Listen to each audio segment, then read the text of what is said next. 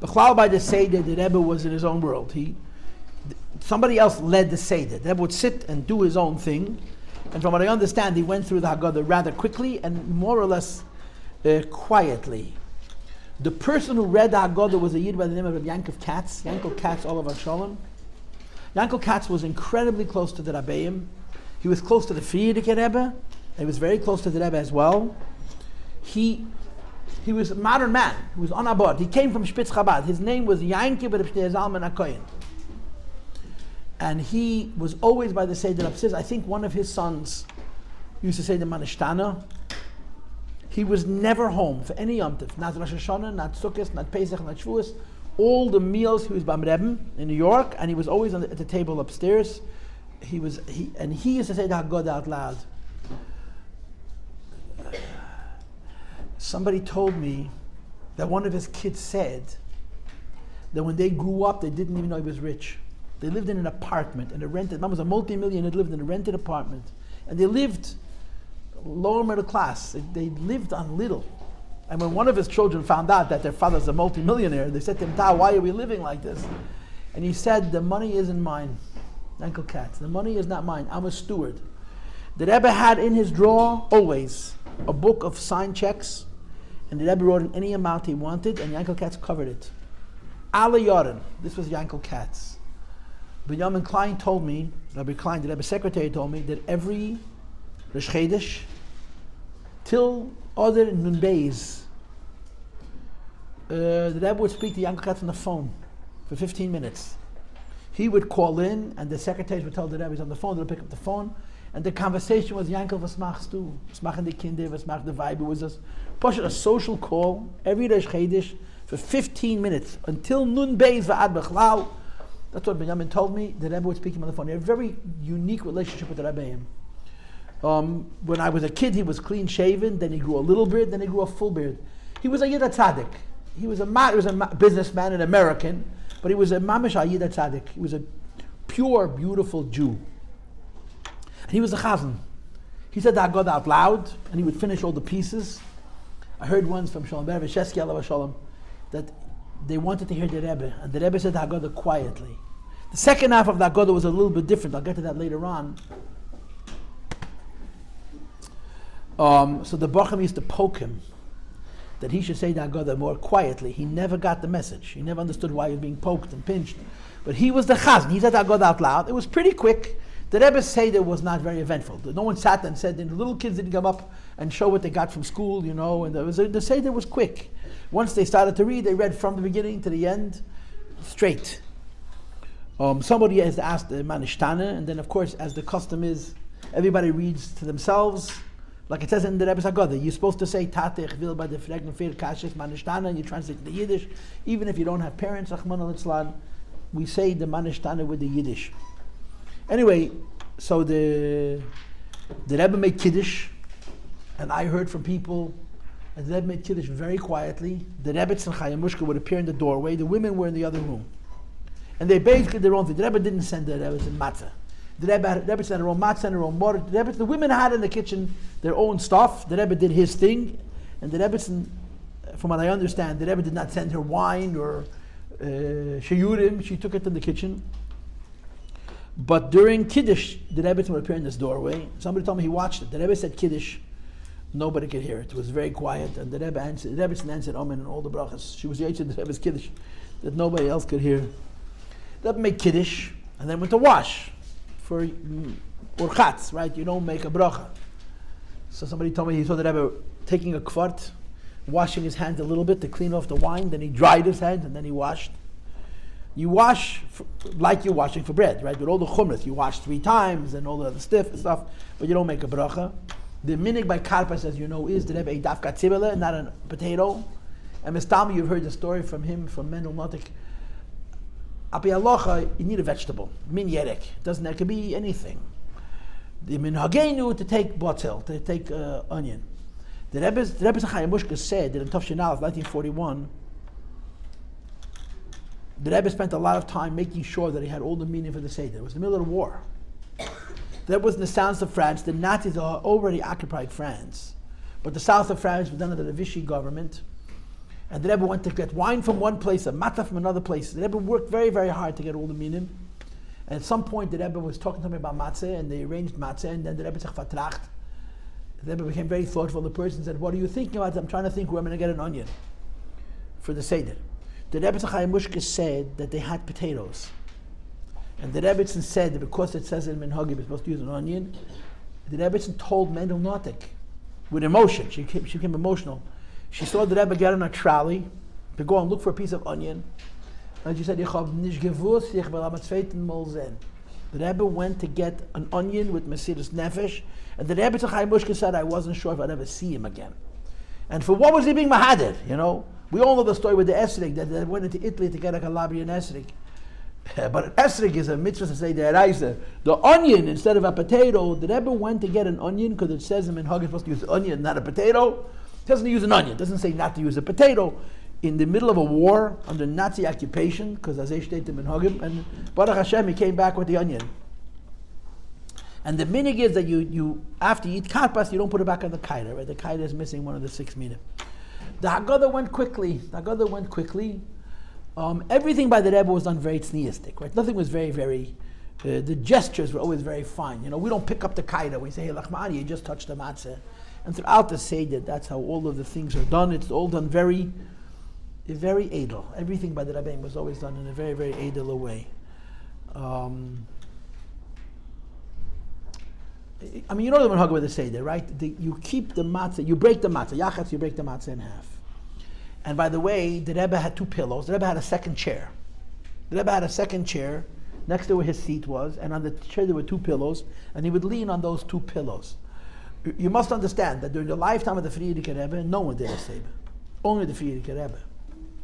When the Friedrich passed away, I'm assuming that the first year maybe other people did a Seder. The Rebbe did a Seder, Yud Tafshin Yud. But Tafshin Yud Aleph, only the Rebbe did a Seder because the Rebbe was sitting there. So there was a second chair with 2 pillows, and the Rebbe leaned on it. Between those 2 pillows, the Rebbe used to put the yachatz, the afikamen wrapped in a cloth. I don't think the Rebbe used plastic, wrapped in a cloth.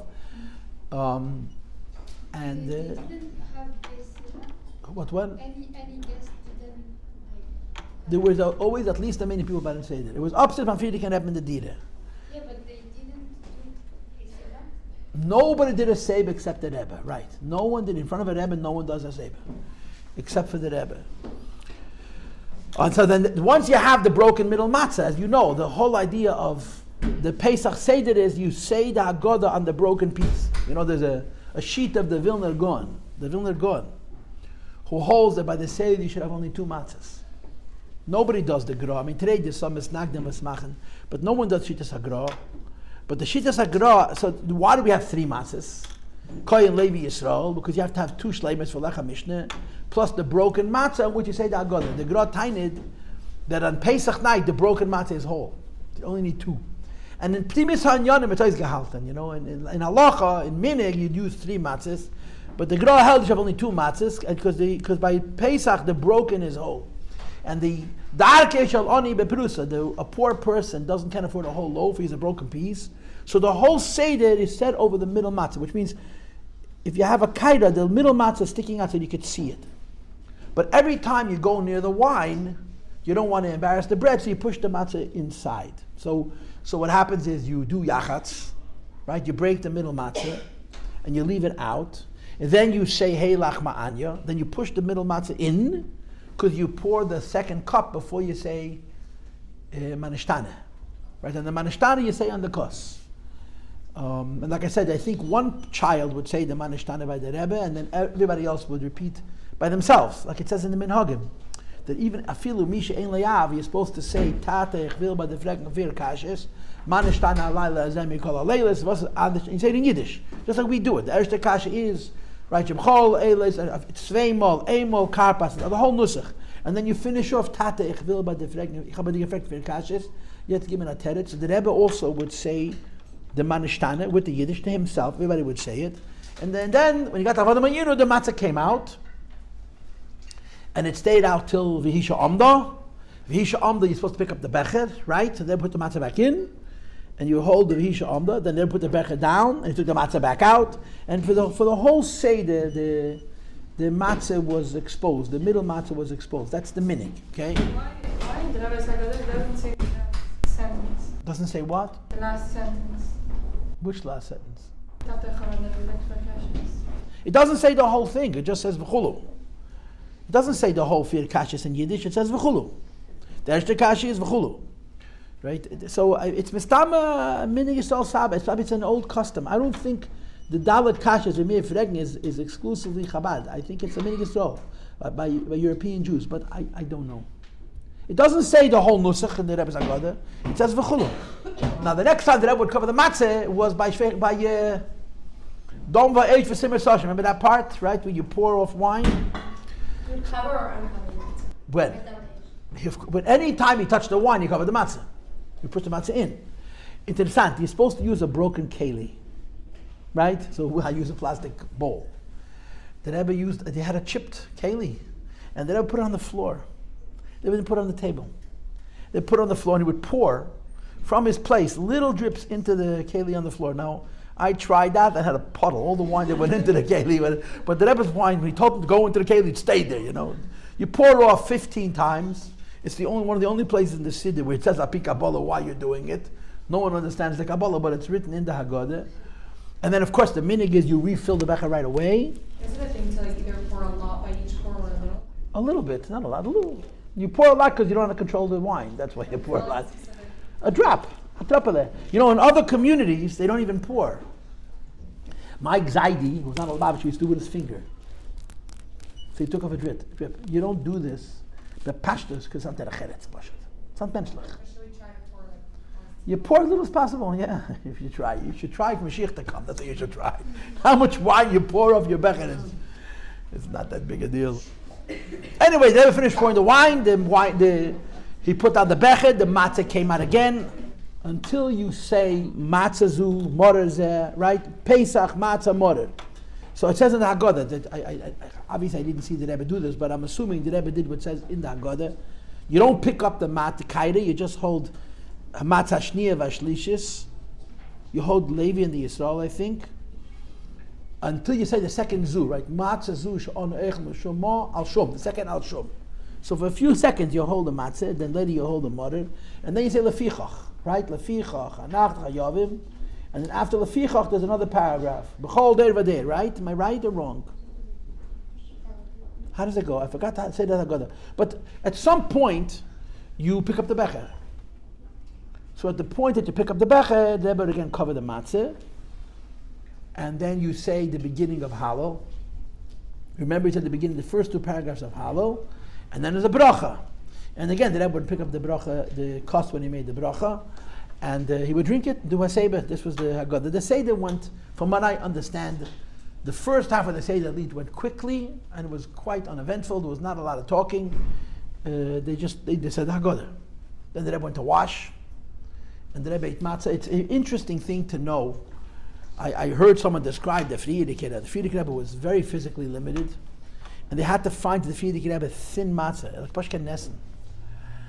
And the Rebbe used to eat the matzah. It was a whole avodah by the Frierdiker Rebbe. The Rebbe in the later years had no teeth. The Rebbe suffered with his teeth, gefedlach.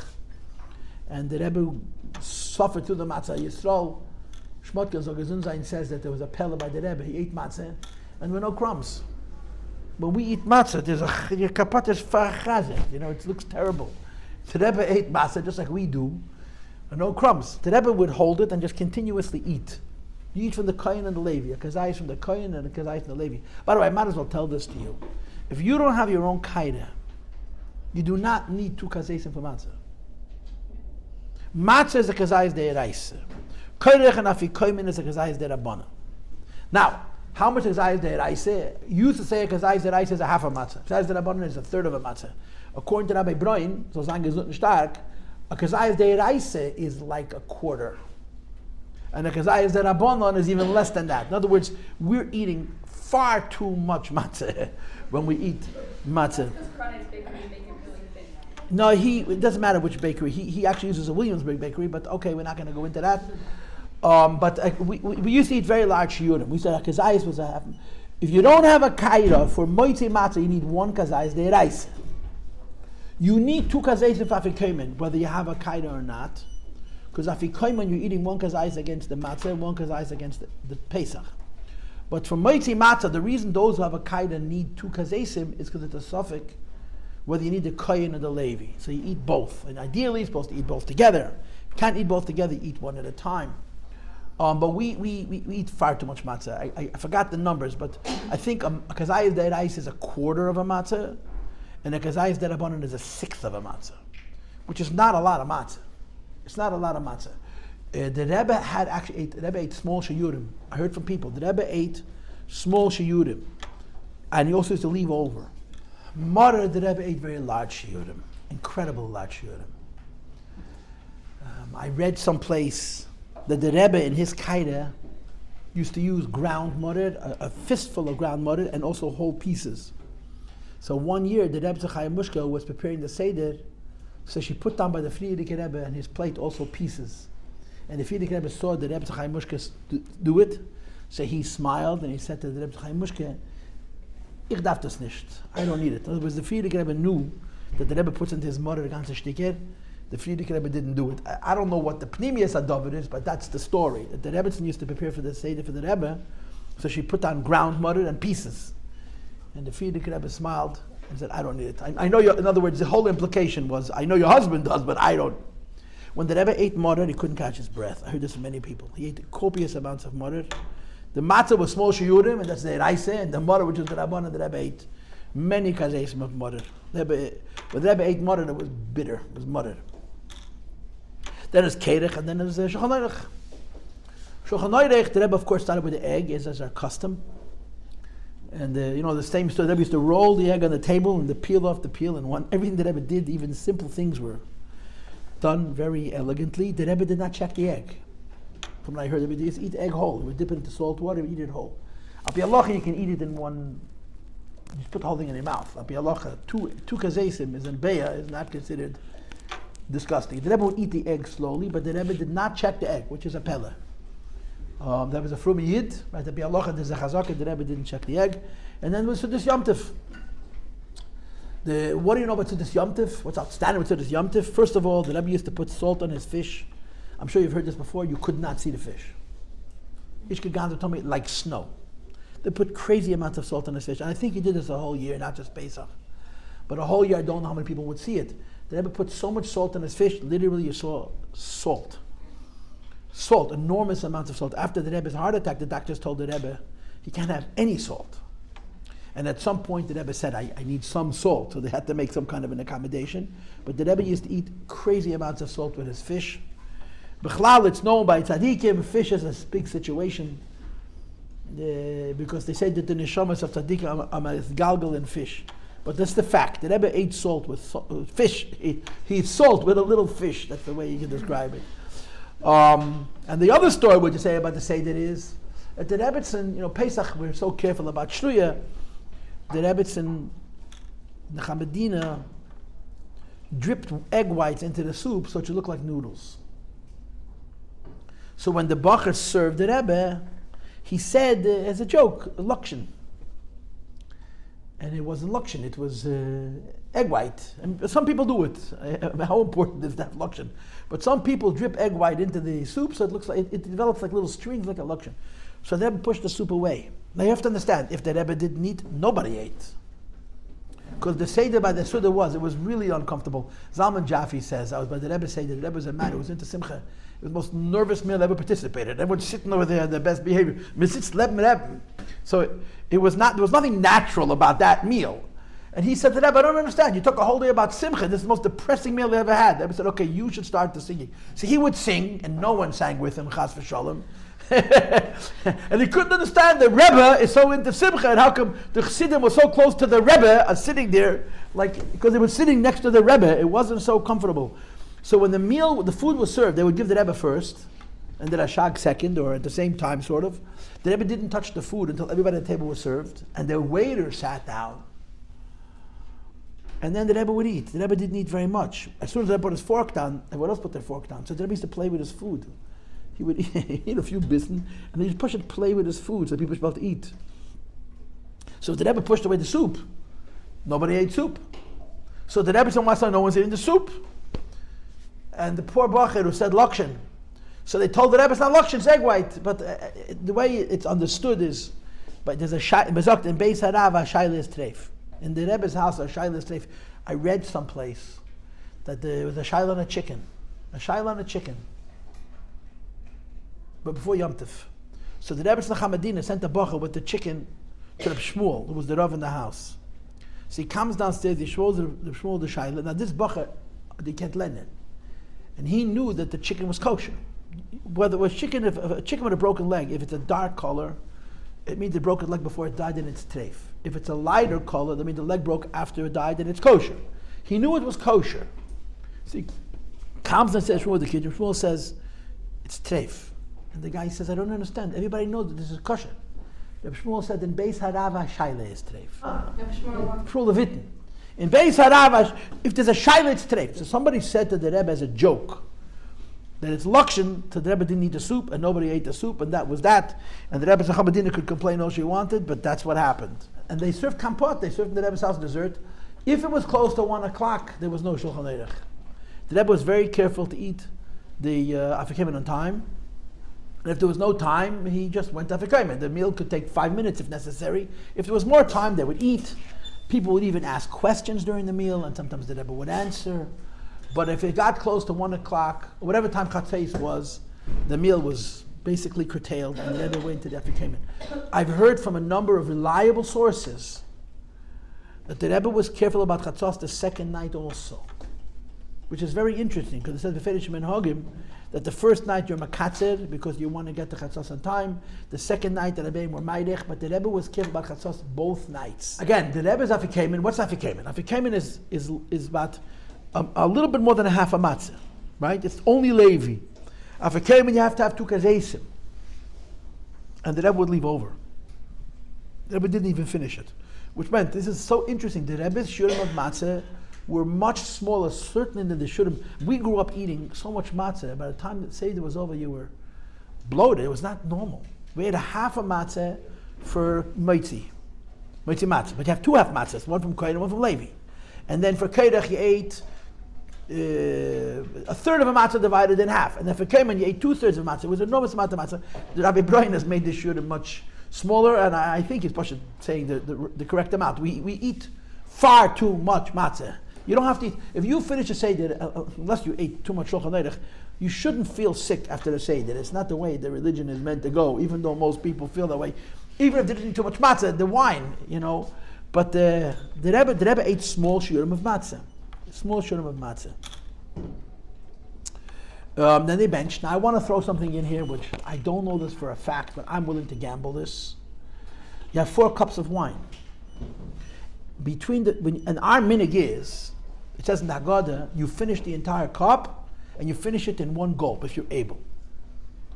Right? That's the minig Chabad. You're not allowed to drink a whole cup in 1 gulp. It's considered, Rav Son is considered, a gargadon, whatever, it's not considered edel. But by the Seder, we do everything derech chedus, you finish the whole cup in 1 gulp.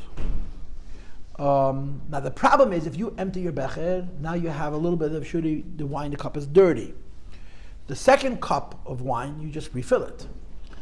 I don't know this for a fact, but I'm willing to bet that the Rebbe rinsed his becher before benching. They probably rinsed all the bechers, because benching is kesha bracha. Kesha bracha, you have to have shtifa v'adocha. You ever see Rebbe doing with the napkin, right? First you rinse it. The Rebbe did both. You need one or the other. Either you have to rinse the becher, or you have to clean the becher inside and out. The Rebbe used to do both. Even if the becher was rinsed, the Rebbe would still take a napkin and clean it on the inside and the outside. And that's what we should do. Before benching, you rinse all the bechers. By the way, I forgot one little detail. The way the Rebbe did morer was, he took his spoon, and he took a little morer off the kaira, and he put it in the dish.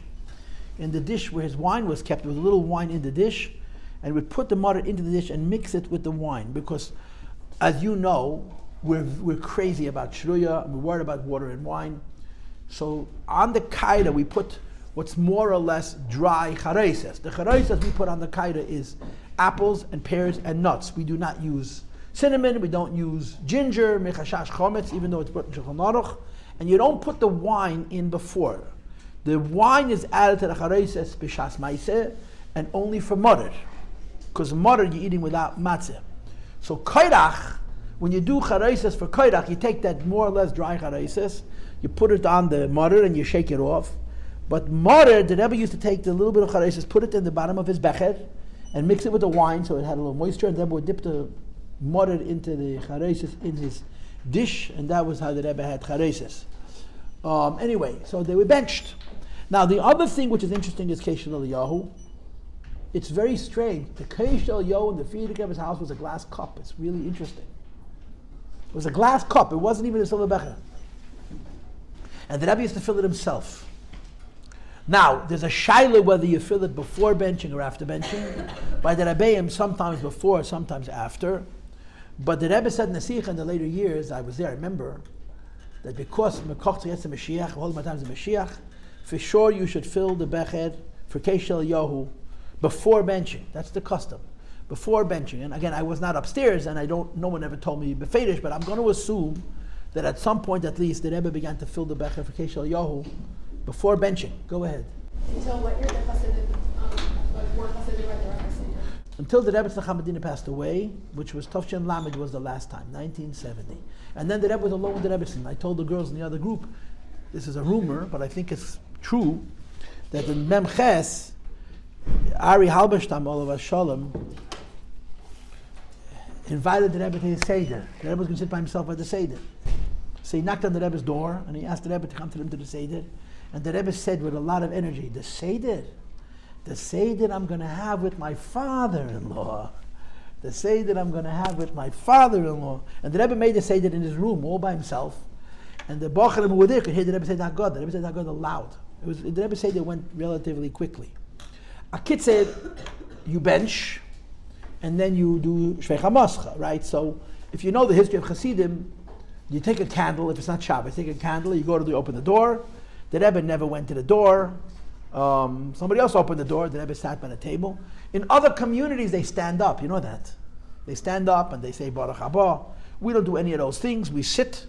Today we're kings, and when a Yoel Novi comes in, it doesn't take him much time to climb up the steps, of course. You say Shvei HaMoscha. After, when the Rebbe was alone, so the Rebbe came with a candle and opened the front door. In other words, after Mem Ches, and I'm assuming in the house as well, I don't know how they did it. Maybe the Rebbe and the Rebbe went to the door together. I was never in the Rebbe's house. I wasn't invited to the Seder. But after Mem Ches, the Rebbe used to take a candle and go to the front door and open it and say Shvei HaMoscha and come back and sit down and finish the Seder. So after Mem Ches, the Rebbe did it by himself? All by himself, yeah, everything by himself.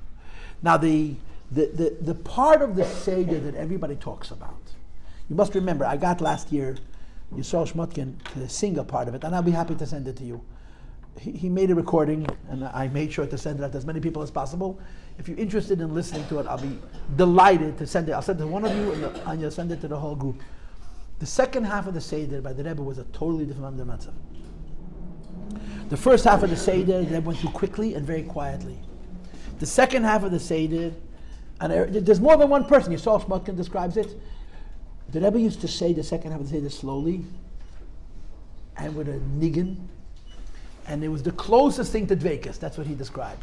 The closest thing to the Bechlal, everything that the Rebbe did was very tzniistic. You didn't see in public the Rebbe go into his own thing. The way the Rebbe said the second half of the Seder was with a moedun de Dveikus. And there was a tune that the Rebbe had. And again, I'll be happy to send it to you. Send me a WhatsApp and I'll send it to you, you'll send it to the group.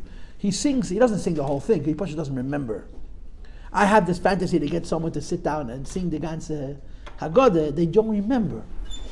The Rebbe said it pretty quietly, but if you were close to the Rebbe, you could hear the Rebbe saying all the words.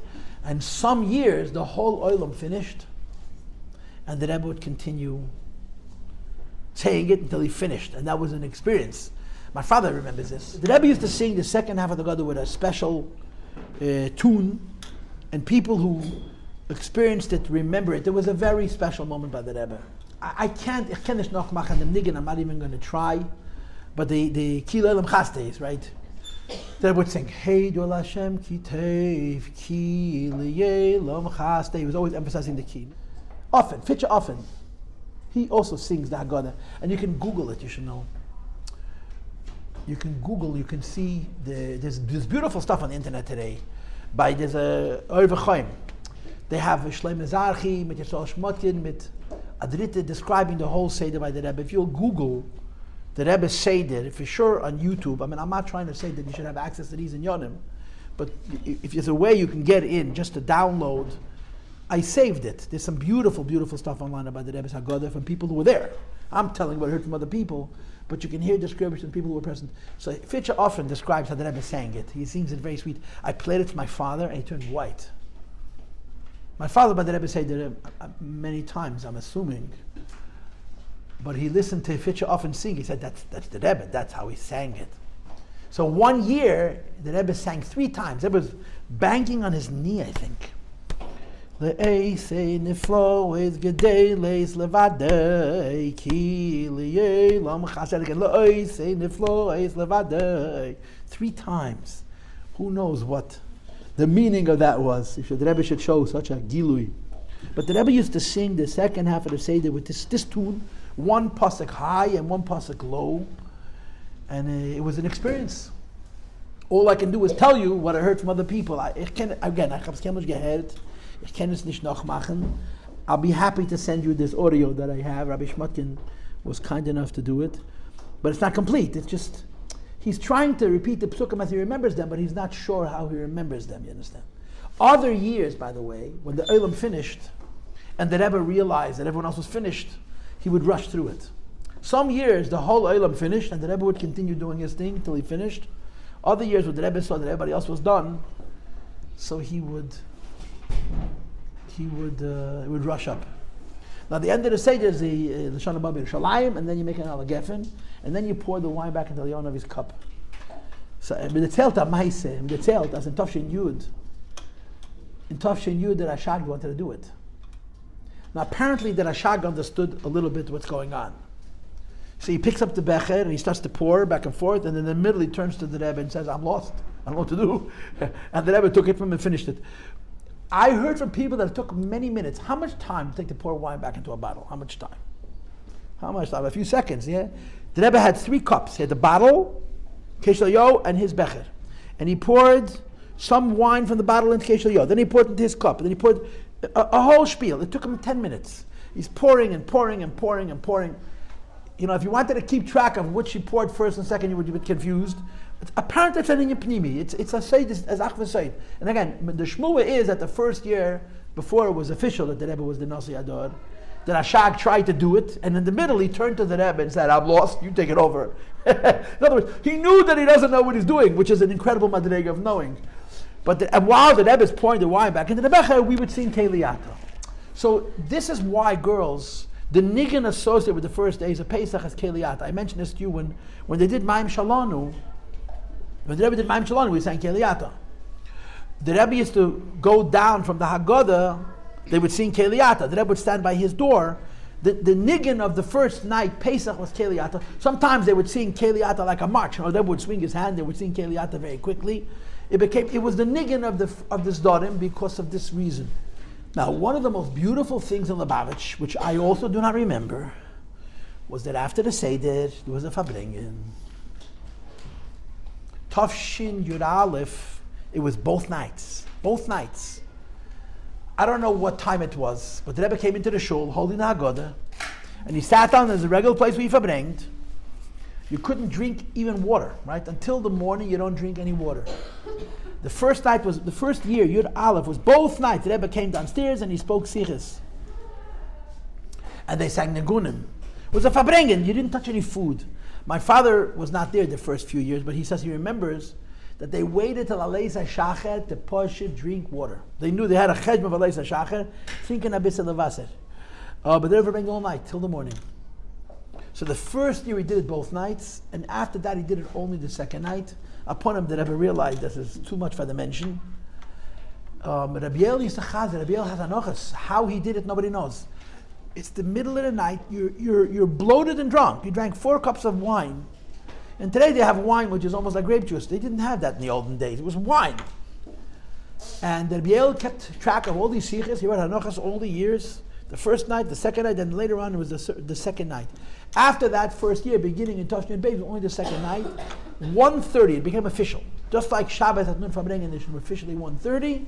So the Fabringen after the Seder was 1:30, except it wasn't 1:30 p.m., it was 1:30 a.m. The Rebbe would come in, and he would sit down, And he would talk with his eyes closed the whole night. You know why? Because Mizgishlafen, Ashina, Reifa. Half the place was asleep. People fell asleep by Fabrengen all the time. The Rebbe used to have a time would complain, it was just Mishlaft, you know. But after the Seder, it was, some of those people were not young. And they just ate and drank, even if you drank regular food, but matzah and wine, it's mamish. It's conducive for concentration, like you have no idea how. And the Emet Poshik geschlafen. Did you ever say my mom? Yeah, he would also say my morim. The lady used to come with a kvias. It was a maimir. And the Rebbe rang till the morning. And the Rebbe wasn't going to the fact that the Emet geschlafen. He knew the people are asleep. I don't know how the Chayzim had a Yale. But we have Hanachas from all those Fabrengens, all the years. For 20 years it went on, till Tafshin Lamed. The second night, Pesach, there was a Fabrengen. After the Seder, the Rebbe would come in and he would sit till the morning and he would speak on the Haggadah.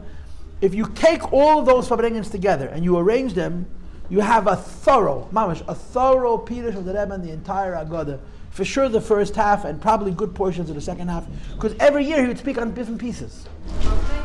So the first year it was both nights, and after that it was only after the second Seder.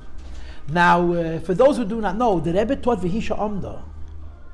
The Lubavitcher Nigan V'hisha Amda, the Rebbe taught by one of those Fabrengens, Tov Shin Tezvav, 1955. The Nigan, B'chlal, the Nigunim the Rebbe taught. He has good taste, the Rebbe. Huh? He chose V'hisha. It's the best V'hisha Amda. There's 100 V'hisha Amdas. Anybody who has Lubavitcher V'hisha Amda becomes a Lubavitcher for V'hisha Amda. And the same is true with Darkecha, and the same is true with Achamona de Onei. The Nigunim are such good Nigunim. And the tunes and the words are so zugepasst, Einefan and Zweiten. And so this was until Tov Shalamet, till the morning Rebbe verbringt. And the Rebbe used to explain the Haggadah. He would say my mother Chassidus also. But once the Rebbe Chamadina passed away, and the Rebbe made the Seder by himself, he did not come back. That's how it stayed. That Gilui ended. And there's another thing which used to happen also, that during the years that the Rebbe ate upstairs by the Rebbetzin, Shvuas, the Rebbe would say my Chassidus. At 3 o'clock in the morning, which is supposed to be after Tikkun, although I'm still holding Chumash at 3 o'clock in the morning, they would come downstairs, say a Maimer, and walk out. B'chlal, the Rebbe said my mother in the middle of a Fabrengen. Leil Shvuas. They would come downstairs, he would sit in this place. I don't even think there's any niggin. He came in, he sat down, said a Maimer, and walked out. Who was there? Whoever was up for Tikkun. Tikkun Leil Shvuas, you up a whole night. But once the Rebbe Chamadina passed away, and the Rebbe stopped eating, once the Rebbe went home, he didn't come back, and those Inyanim ended. Now Pesach, I got to let you go, but Pesach was not so eventful like Sukkot, B'chlal. A few of the exceptions were Tov Shalamet Beis. Rebbe turned 70. I think they were praying all 4 days of Yom Tov. They were praying the first day Pesach, the second day Pesach, and the 7th day Pesach, and the 8th day Pesach. The 7th day Pesach is the Ta'alucha. So Rebbe sat down to Fabrengen, and after the Fabrengen, the Rebbe went to the shuls. The Tov Shalamet Beis was a special year. It was a very, very special year. I just want to say one thing, and I'll let you go with this, okay? Geshem Ber Jacobson, the father of the Jacobsons, yeah? His name is Geshem Ber. He had a cousin named Geshem Ber Schiff, who lived in Moscow. And it's a whole long story. If I had more time, I would tell you the story in great detail, but I don't. Geshem Ber Jacobson went to Russia, and he met his cousin, and he said that the Rebbe said we should be seen together walking in the street. That the Russians should see that Geshem Ber Schiff is connected to people out of the country. The Rebbe understood that anybody who had connections out of the country, they were just kicking them out so there'd be a clean slate. And a lot of Anash got out of Russia in those years, Lamed Aleph, Lamed Beis. Bottom line is, he came to them for Pesach, to Lamed Beis, with his family, his wife and his son. 1972. Erev Yom Tif, the Rebbe gave Matzah. So this father and son came with Geshem Ber Jacobson to the Rebbe, and when they walked up to the Rebbe, Rabbi Jacobson said to the Rebbe, das is my Schwester Kind, this is my cousin Geshem Ber Schiff, and this is his son, who was 11, I think. And the Rebbe turns to the little boy and he says to him, Du gehst fragen de vier Kashes? He spoke to Rabbi in Russian. Bitte for Kashes, he said, yeah. In what language? And he told the Rebbe in Yiddish. And the Rebbe kvelt.